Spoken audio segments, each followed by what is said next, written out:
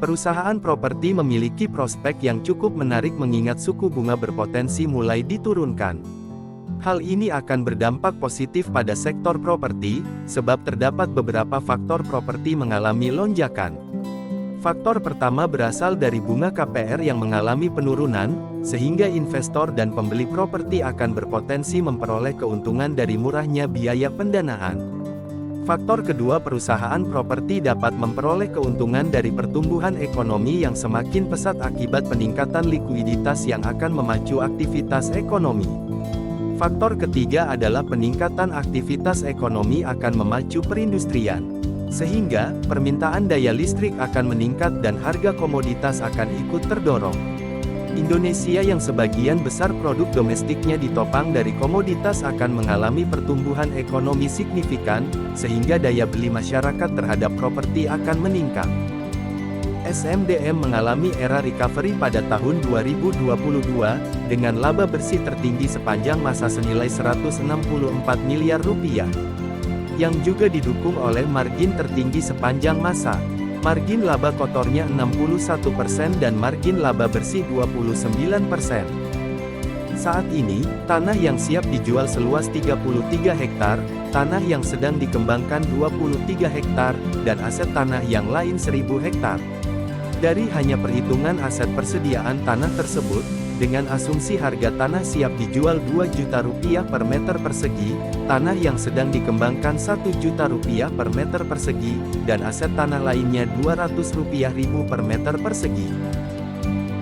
Total nilai aset tanah yang dimiliki perseroan adalah Rp2,89 triliun. Saat ini perseroan memiliki kas dan setara kas senilai Rp322 miliar. Total hutang yang dimiliki perseroan saat ini senilai Rp450 miliar.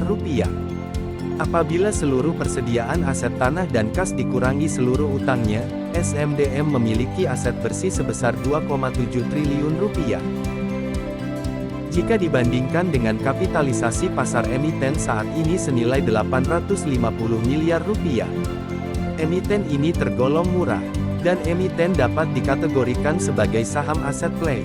Namun, persoalannya adalah saham aset play biasanya perlu sebuah sentimen khusus untuk mendapat perhatian pelaku pasar, sehingga harga sahamnya dapat terapresiasi.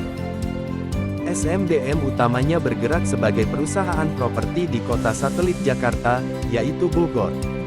Hal tersebut menjadi kelebihan dari SMDM, didukung oleh perumahan daerah tersebut yang memiliki harga relatif lebih murah, memiliki akses jalan tol ke Jakarta yang baik, dan memiliki suhu yang nyaman untuk digunakan sebagai tempat tinggal.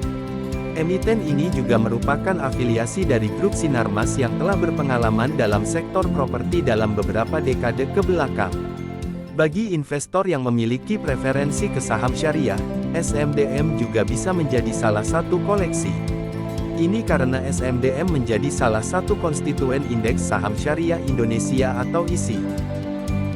Namun, terdapat juga risiko berinvestasi dari saham SMDM yaitu bisnis perseroan yang berfokus pada properti residensial. Biasanya, perusahaan tipe ini memiliki permasalahan tanah yang bermasalah.